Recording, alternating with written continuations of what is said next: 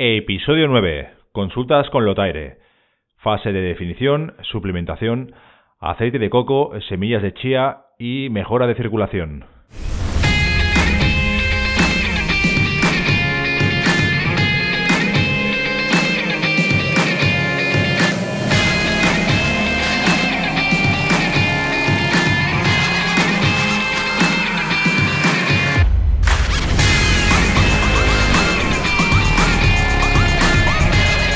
Pistaraos, ¿cómo estamos? ¿Bien?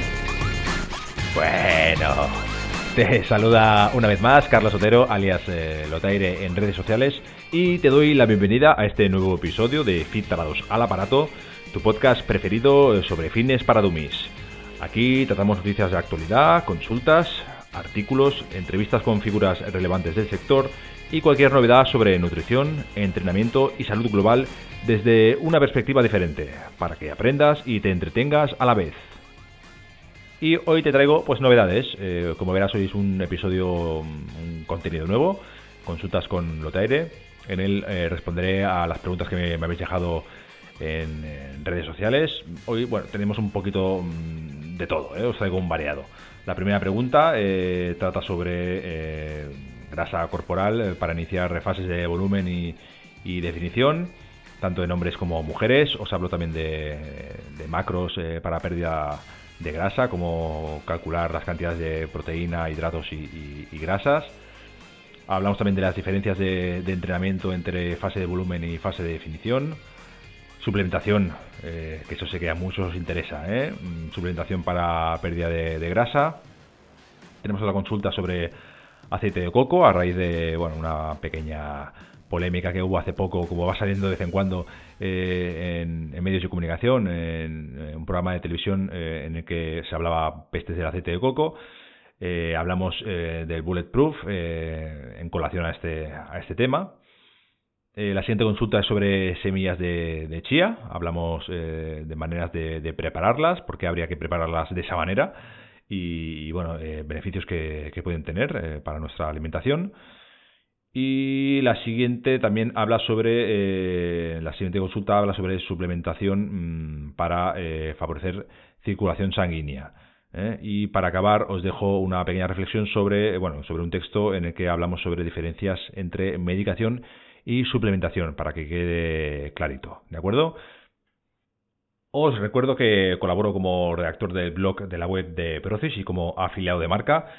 Procis es una empresa de nutrición, suplementos, accesorios deportivos y alimentación, y que si necesitáis algún producto de su web podéis utilizar el cupón LOTAIREFIT, que os lo dejo anotado en la descripción, y en el cuarto paso de la compra os aplicarán un 10% de descuento en toda la web. Además, con este cupón os irán añadiendo productos de regalo en función del importe. Podéis consultar los productos incluidos de la promoción activa en los stories destacados de Instagram del perfil LOTAIREFIT. Y no me enrollo más, vamos al lío. ¡Vámonos!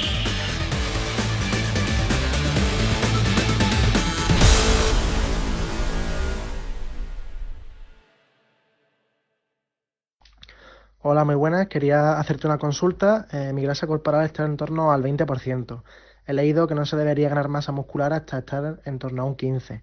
Además del déficit calórico para perder grasa, entiendo que tengo que hacer ejercicio de fuerza. ¿El tipo de ejercicio es distinto si quiero perder grasa que si quisiera ganar masa muscular? Además, ¿qué suplementación sería recomendable? ¿Qué debería hacer yo según tu criterio? Muchas gracias y un saludo. Un saludo y gracias a ti por ser la primera pregunta que tenemos aquí en el podcast. Vamos por partes. Comentas el tema del porcentaje de grasa corporal para iniciar una fase de volumen. Es cierto, en hombres se suele recomendar no iniciar fase de volumen más allá de un 18% aproximadamente. ¿Cuál es el problema? El problema es que si vamos muy pasados, si ese porcentaje es muy superior, el exceso calórico que debe tener una dieta centrada en el objetivo de ganancia de masa muscular es más fácil que se utilice para nuestras reservas de grasa y no para construir masa muscular. El cuerpo tiende a economizar y a nivel metabólico no es lo más eficiente. Entonces, el mínimo de grasa corporal sería en torno a lo que os he comentado, un 15%. 15-10 podría ser una buena base para empezar ya a meter ahí chicha de calidad. En las mujeres esto cambia un poquito. Las mujeres de manera natural tienden a acumular más grasa. Su cuerpo está diseñado naturalmente para concebir hijos y esto les supone pues una ventaja de cara a la procreación. Entonces estos porcentajes en ellas cambian, son un poquito más elevados. En ellas no se recomienda iniciar o continuar con una fase de volumen más allá de un 22% de grasa corporal aproximadamente. Y podrían conseguir un nivel saludable y óptimo de definición muscular en torno al 18-19%. Estamos hablando siempre de generalidades, ¿eh? Comentas también, veo que tienes claro que para llevar a cabo una fase de pérdida de grasa tienes que llevar una dieta hipocalórica, consumir menos calorías de las que estás gastando. Eso veo que lo tienes claro. Yo posteriormente, una vez tengas cubierto eso, me centraría en el tema macronutrientes, cantidad de proteína, grasa y hidratos de carbono que consumir. La base está en la proteína. Se establece por norma general que en déficit calórico de 2 a 2,5 gramos de proteína por kilo de peso corporal es más que suficiente para cubrir nuestros requerimientos, proteger masa muscular, que siempre en fase de pérdida de grasa puede estar comprometida si recortamos mucho de este macronutriente. Luego, aparte, nos ofrecerá una saciedad a la dieta. Cuanta más proteína, pues la termogénesis inducida por la digestión pues también aumenta. Tiene una serie de beneficios y de aspectos positivos que también hay que tener en cuenta. Es posible que en alguna guía ya hayáis leído algo parecido a recomendaciones de 0,8 gramos de proteína por kilo de peso corporal. Esas guías están bastante desactualizadas y van enfocadas principalmente a gente sedentaria, población general que no hace nada de ejercicio.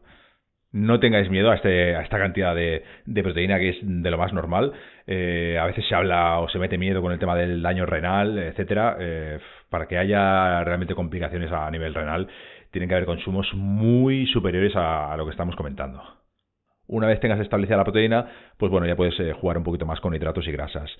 Según diferentes estudios, no hay una ventaja demasiado relevante entre dietas altas en grasas y bajas en carbohidratos y altas en carbohidratos y bajas en grasas. Tú verás si te interesa más un enfoque, pues a lo mejor más cetogénico, que ahora está mucho de moda, o más alto en carbohidratos. Dependerá también de tus gustos, de qué tipo de entrenamiento hagas, etcétera, etcétera. Una vez tengas tu TMB calculado, tu tasa metabólica basal, tu mantenimiento, que se puede hacer con diferentes calculadoras y tablas que tenéis en internet, te tenéis ahí por internet, información por un tubo. Una vez tengas ese mantenimiento, que ya os digo que no será nunca algo perfecto, o sea, siempre hay márgenes de errores. Lo suyo es establecer pues un punto de partida y luego con la evolución semanal pues ir ajustando. Una vez tengas tu mantenimiento, pues rebajas esas 300, 400 calorías, no mucho más, porque si no, podemos ir demasiado apretados.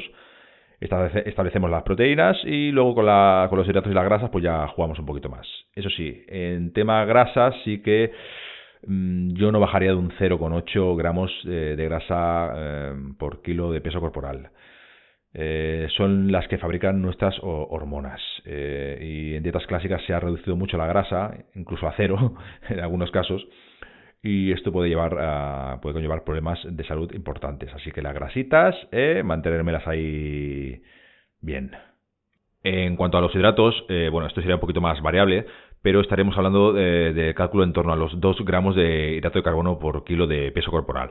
Se suele subir si hay mucho desgaste en cuanto a ejercicio físico. Está claro que no es lo mismo entrenar 45 minutos de fuerza en el gimnasio 4 veces a la semana que estar haciendo, por ejemplo, entrenando deportes de fondo, en los que las horas de entrenamiento a la semana suben mucho más. Entonces se podrían subir hasta 3 gramos más por kilo de peso, dependiendo de las horas de ejercicio. Luego se suele subir también un poquito, un 0,5 en el caso de menores de 25 años o gente muy, muy delgada. Y se suele restar ese medio gramo de hidratos en gente superior a 50 años o que son obesos. Esto ya os digo que es dependiendo de las tablas que consultéis, pero ahí vendrían más o menos las medias. En cuanto a lo que comentas del entrenamiento, si hay diferencias entre entrenar para volumen o entrenar para bajar grasa. Realmente, clásicamente se había pensado en que, bueno, ibas a entrenar para bajar grasa y tenías que realizar muchas repeticiones con muy poco peso. Y en volumen eran pocas repeticiones y mucho peso. Bueno, en realidad no hay diferencia. Necesitamos darle un estímulo, necesitamos levantar peso y necesitamos crear fatiga muscular. Entonces, realmente no hay diferencia entre entrenamientos de volumen y entrenamientos de definición. Lo que marcará la diferencia en el tema de entrenamiento, principalmente veo yo, es el tema del cardio, que evidentemente en volumen no nos es tan necesario. Yo tampoco soy partidario de eliminarlo completamente, ¿vale? Porque, bueno, a nivel cardiovascular, pues siempre nos va a ir bien darle un poquito de chicha a la patata. Pero, en definición, lógicamente, pues podremos utilizar la herramienta de cardio, pues mucho más. Cuanto más cardio metamos, pues también luego a la hora de comer también podemos ampliar la cantidad de calorías que ingerimos. Entonces podemos jugar un poquito. Hacerlo de manera progresiva es el mejor enfoque realmente. Empezar con, bueno, pues empezar con 2, 3 sesiones semanales. Bueno, dependerá mucho de la persona. Pero siempre empezar por abajo y luego ir ajustando a medida que va pasando el tiempo.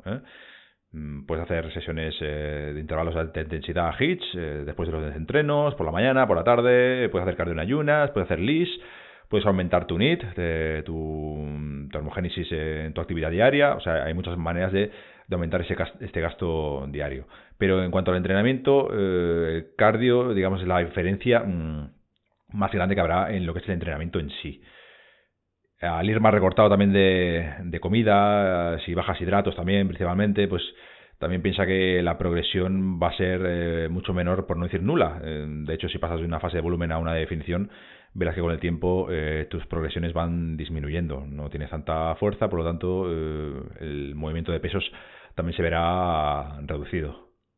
Sería conveniente focalizar la base del entrenamiento en sobrecarga progresiva, intentando limitar ejercicios de aislamiento, más que nada porque, bueno, ejercicios de aislamiento para como complementarios, como ejercicios accesorios para acabar de fatigar el músculo que estamos trabajando, bien, pero no basar el entrenamiento en ellos y olvidarnos de pesos ligeros.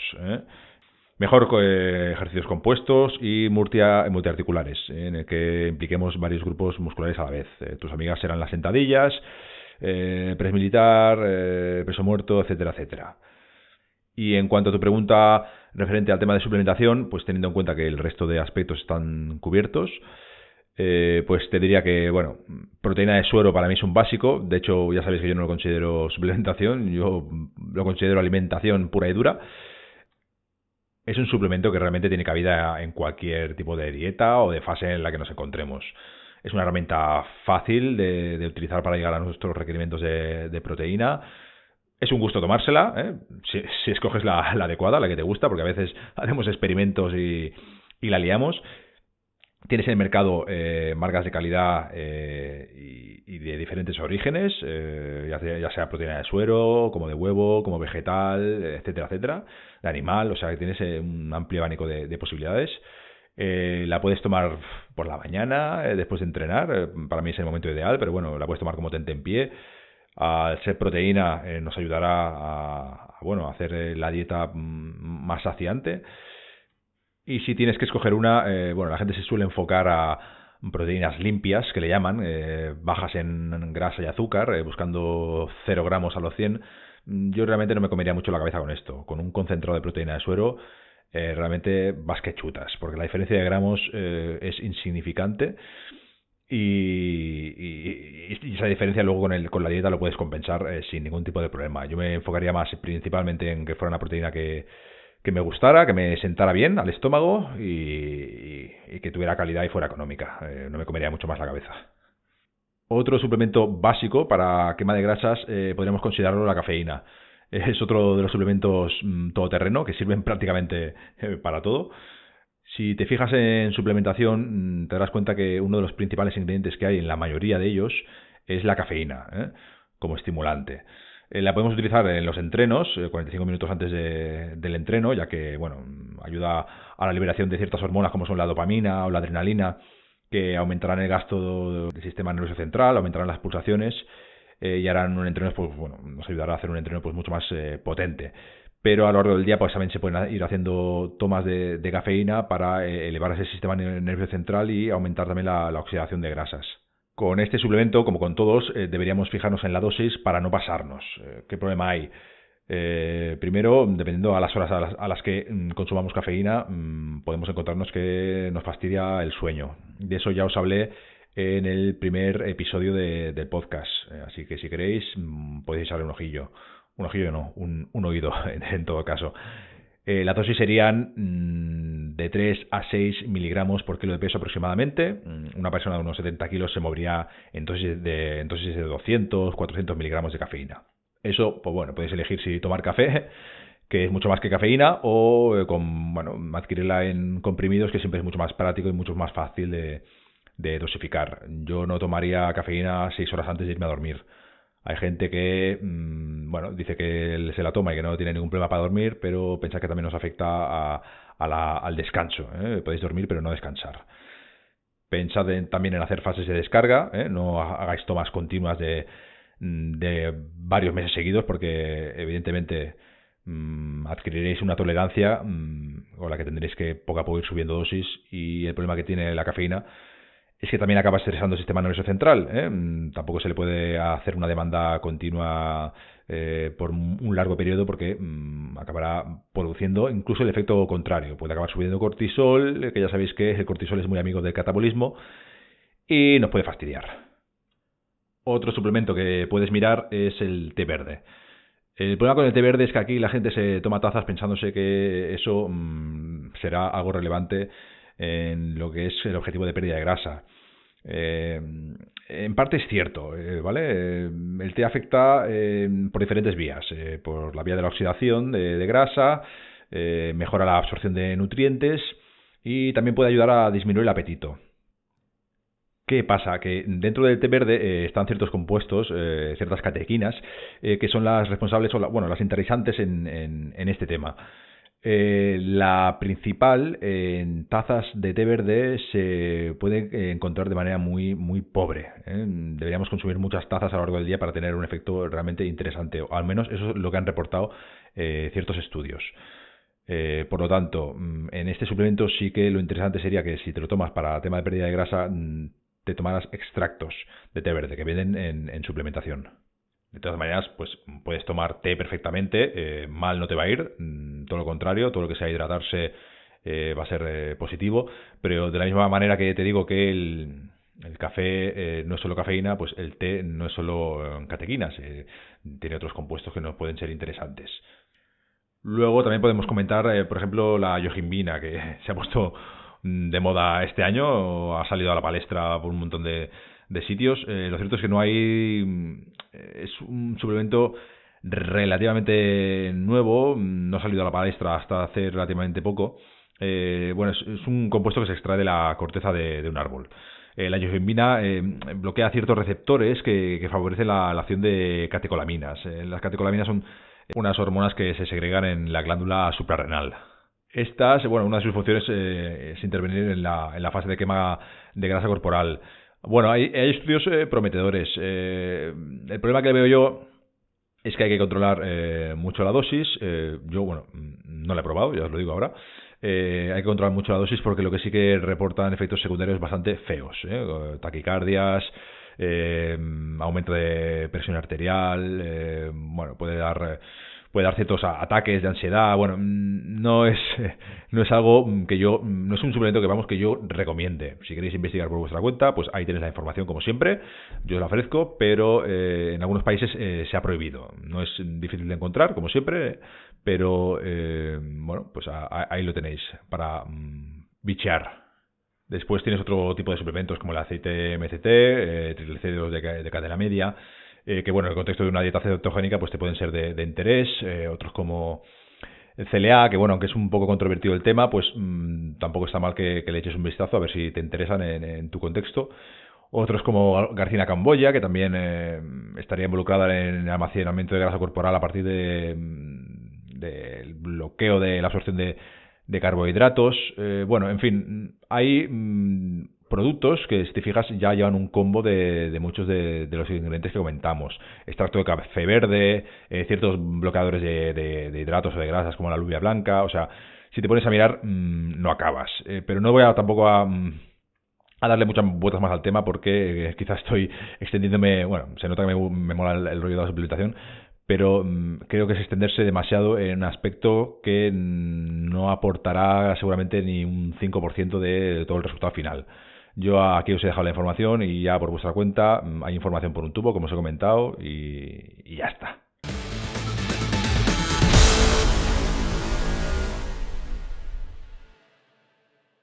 A ver, hace unos días hicieron un programa aquí en España de investigación, que no sé en qué canal fue, seguramente en La Sexta, que dijeron que el aceite de coco era malo y tal, y pusieron referencias sobre un chaval que se tomaba por las mañanas con el café, creo que una cucharada de aceite de coco y tal, y que tenía muchas grasas saturadas, y bueno, que dijeron que era malísimo.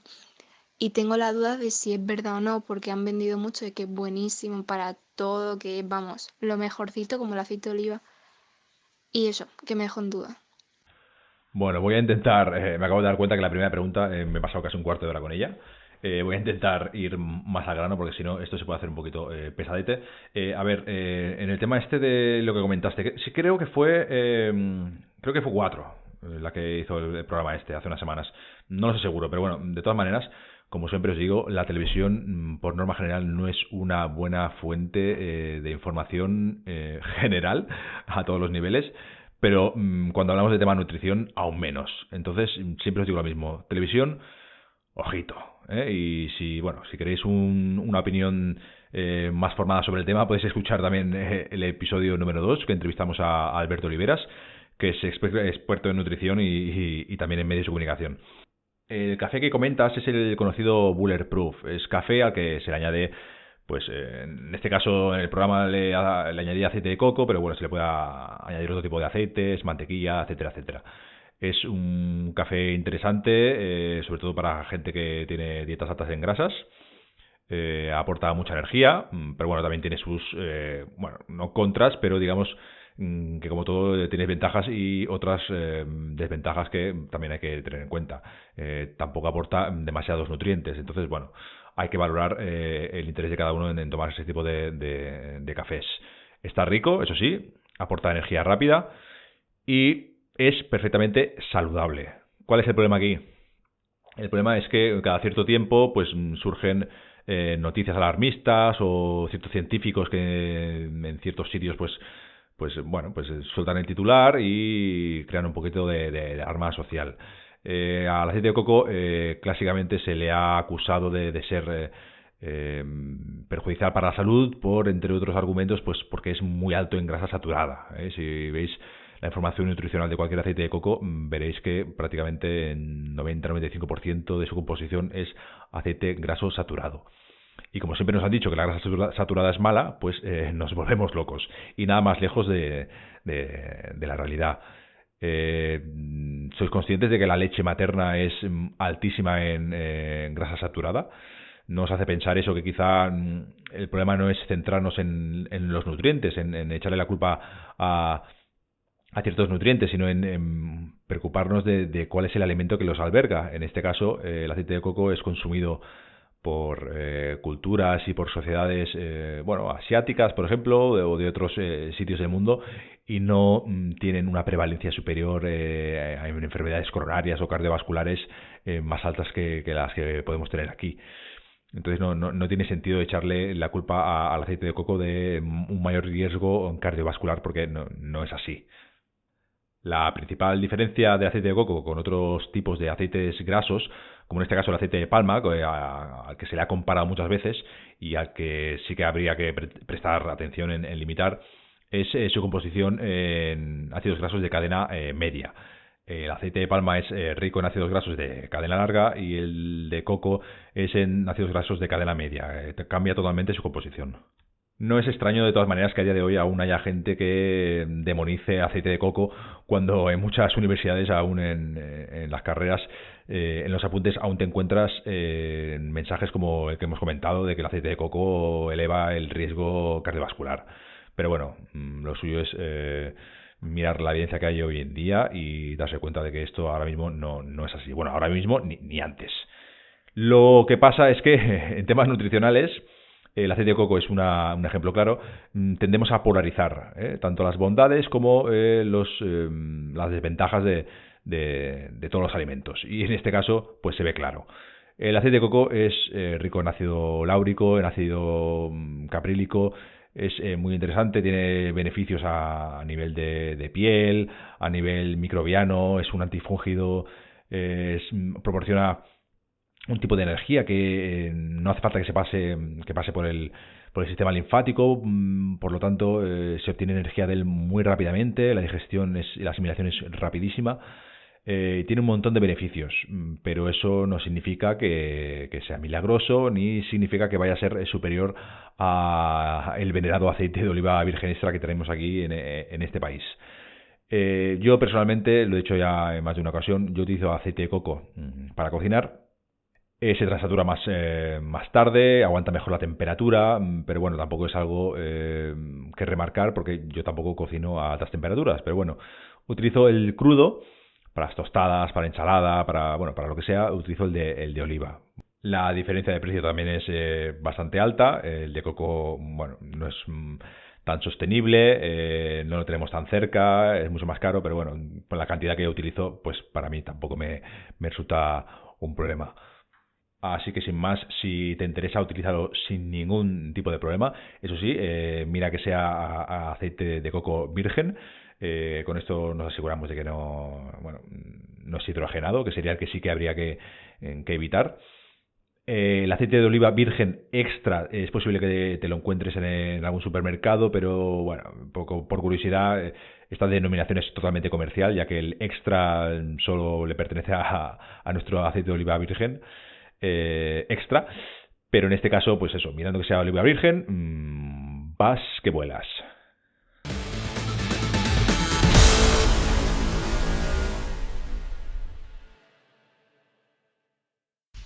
Buenas noches, Lotaire. Mi pregunta era en referencia a las semillas de chía. ¿Estas se podrían tomar directamente solas, como trituradas en un yogur, o es necesario remojarlas? Si es así, ¿cuántas horas precisarían? Y en caso de remojarlas, ¿se podría ingerir esa agua o habría que desecharla? Gracias. Gracias a ti. Esta es una pregunta bastante común. La gente, cuando se dice la gente, parece que estás hablando ahí, la gentuza. No, hay ciertas personas ciertos individuos, ciertos personajes, bueno, ya paro. Hay personas que utilizan las semillas de chía de manera incorrecta. A ver, que no se aprovechan de sus propiedades o de todos sus nutrientes. ¿Por qué? Porque las consumen directamente, tal y como salen de la bolsa, pues ¡pam!, directo al gaznate. O las utilizan en ensaladas, espolvorean ciertos productos o las meten en el yogur, como has comentado, y no disfrutan de sus nutrientes. ¿Qué pasa con las semillas? Con las semillas de chía y con todas las semillas en general. No están hechas para que nos aprovechemos de ellas. Ellas lo que quieren es meterse dentro del huésped, del animal, en este caso de nosotros, y pasar por nuestro tracto digestivo y ser expulsadas mediante nuestras heces por el campo para polonizar, bueno, no es la palabra, para crear otras plantas en otros lares. Es por eso que lo que se suele recomendar es, como se dice por ahí, activarlas, ya sea mediante trituración para desactivar sus antinutrientes, esa capa protectora exterior que impide que podamos asimilarlas bien, o en el caso que comentas tú, someterlas a remojo.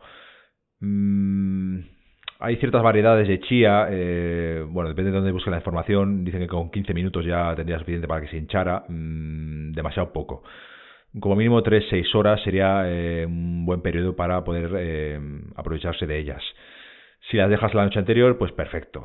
Puedes utilizar una cucharada de semillas por 4 partes de agua, o de bebida vegetal, de zumo, lo que utilices para consumirlas. y luego utilizarlas en tus recetas o en tus platos. En el tema del líquido, si hay que desecharlo. Si pudieras desecharlo, pues mejor que mejor. El problema que hay es que se suele realizar se suele formar una gelatina que, bueno, yo no tengo ningún problema en tomármelas, me gusta incluso la textura que se crea, así que no habría problema. A quien le esté picando ahora el gusanillo por el tema de consumir semillas de chía y no las conozca demasiado, pues bueno, que sepa que son muy altas en nutrientes, en vitaminas y minerales, en antioxidantes, en omega 3, más alta que otro tipo de semillas que nos podamos encontrar por ahí, muy altas en fibra. Esto nos puede interesar o no, dependiendo del tipo de dieta que llevemos.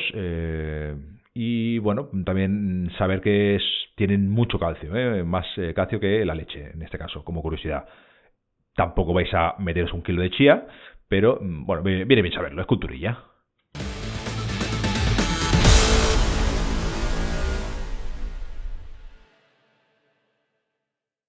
Buenas, Filtrao, ¿cómo estamos? ¿Bien? Bueno, te quería comentar una duda porque me han recetado anticoagulantes para un problema de circulación leve.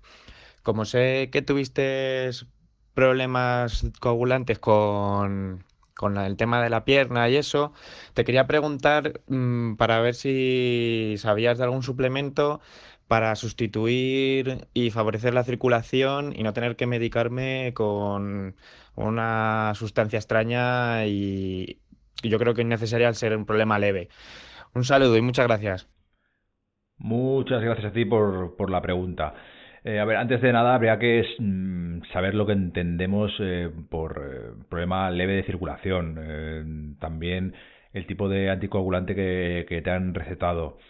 Lo que pasa es que en cuanto a lo que comentas sobre que no consideras necesario o que crees que no es necesario tomar medicación porque bueno es una sustancia extraña.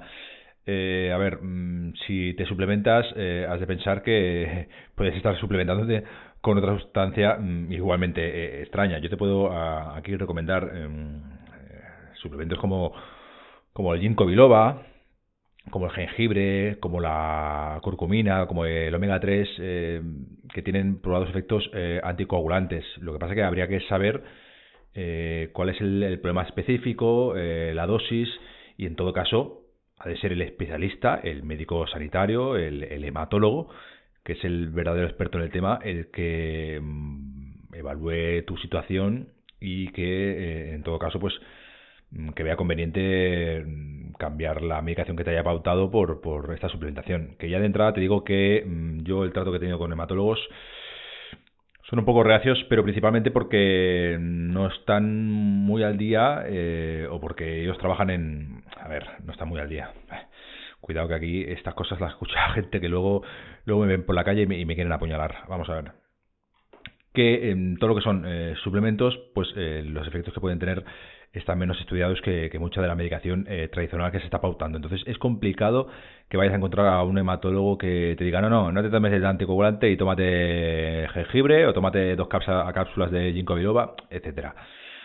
Entonces yo tuve una TBP, una trombosis venosa profunda, que es un problema vascular grave. O sea, como se te vaya el coágulo al pulmón o a la cabeza, estás listo. En el mejor de los casos te mueres, en el peor pues te quedas tonto en una silla. Entonces, ojito que los problemas vasculares y los problemas circulatorios hay que mirarlos con mucho cariño. No es lo mismo que tengas un problema vascular leve a que tengas a lo mejor un déficit de antitrombina 3 que se encarga de la coagulación sanguínea. Entonces, es un tema delicado porque hay que mirar mucho el tema dosis, hay que personalizar mucho y el tema de la coagulación sanguínea, si nos pasamos, puede dar problemas y si nos quedamos cortos, pues también. Si tenemos un exceso de coagulación y sufrimos algún golpe, algún hematoma, pues puede pasar, bueno, podemos tener resultados leves como un moratón, a tener una hemorragia interna. Entonces, ojito. Y lo contrario, si tenemos problemas de coagulación o coagulamos bien, pues pueden formar trombos que luego viajen por el torrente sanguíneo y taponen algún órgano. Ojito. Hoy hay anticoagulantes muy avanzados, Está el Xarelto, que es el nombre comercial. Bueno, no tiene nada que ver con el típico Sintron. Pero en todo caso, lo que te digo, deberías comentarlo con el profesional y ver a qué negocio llegáis. Para el tema circulatorio, bueno, yo te podría aconsejar sobre todo aumentar hidratación, ingesta de líquidos, que eso siempre es importante para una correcta circulación. Y la actividad, intentar no estar de pie estático mucho rato, ni sentado mucho rato. Realizar ejercicios de movilidad, por ejemplo, si trabajas en una oficina y estás muchas horas sentado. Hablé el otro día sobre relojes, los típicos relojes que te miden la actividad, el pulsómetro, etcétera, con avisadores de sedentarismo para, bueno, cuando estés un poquito paradito en algún lado, pues que te vibre y te avise de que te tengas que mover. Y bueno, todos estos detallitos pues mejoran circulación. Y para finalizar, me gustaría compartir con vosotros, leeros textualmente un fragmento que escribió la doctora Paloma Pérez del Pozo. Es una médico especialista de Madrid, en el que hablaba sobre la diferencia entre medicación y suplementación. Que creo que para este caso en concreto, por lo que has comentado, de que a veces no te fías de la medicación y que confiarías en todo caso pues en suplementación, pues para que veáis un poco la diferencia que a veces parece que queda un poco como diluida. A ver, abro cita. Un medicamento es una molécula específica utilizada para dar una orden concreta al organismo frente a un síntoma o conjunto de síntomas. Se trata de una molécula aislada que ha sido estudiada y purificada para actuar sobre una circunstancia orgánica concreta, que puede ser la causa de la enfermedad, por ejemplo un germen, o de la sintomatología y sus características. Son sustancias necesarias para curar, prevenir y mantener las funciones fisiológicas de nuestro organismo. Estas moléculas son ampliamente estudiadas en ensayos clínicos para probar su eficacia, efectividad y efectos secundarios. Normalmente son de síntesis química, aunque muchos principios activos pueden partir del empleo de sustancias naturales. Son fabricados en laboratorios mediante procedimientos químicos y luego se someten durante un periodo a ensayos clínicos para probar su eficacia y conocer sus efectos a largo plazo. Los suplementos son nutrientes que normalmente se encuentran en los alimentos, vitaminas, minerales, aminoácidos, enzimas, ácidos grasos esenciales, que se obtienen por medios naturales o por imitación sintética de sus moléculas y que no tienen un efecto curativo en el organismo, sino que, en negrita esto, sino que sus funciones son las de regularlo, reequilibrarlo y protegerlo. Se les considera catalizadores enzimáticos de las funciones orgánicas o biocatalizadores y cofactores. Pero nunca podrán sustituir el efecto de un medicamento, puesto que su vía de actuación en el organismo y el origen de unas moléculas y otras son distintas, al igual que sus objetivos en el organismo. No obstante, cabe reconocer que muchos nutrientes pueden tener también la consideración de medicamento, como es el caso del hierro empleado para tratar las anemias ferropénicas. Vale, me apetecía dejar esto claro porque a veces, igual que pasa con el aceite de coco, demonizamos a los medicamentos y a la medicina en general y nos lanzamos con los brazos abiertos a suplementación cuando esta puede acarrear también riesgos. Entonces, pues bueno, no polaricemos tampoco estas cosas y en todo caso intentemos buscar siempre a especialistas que estén actualizados, que estén formados y, oye, en mi caso, yo busqué una segunda opinión. Estamos en un país en el que tenemos alternativas. Si no te fías de algo o no lo ves claro, pues oye, preguntar es gratis. O prácticamente gratis. ¿De acuerdo?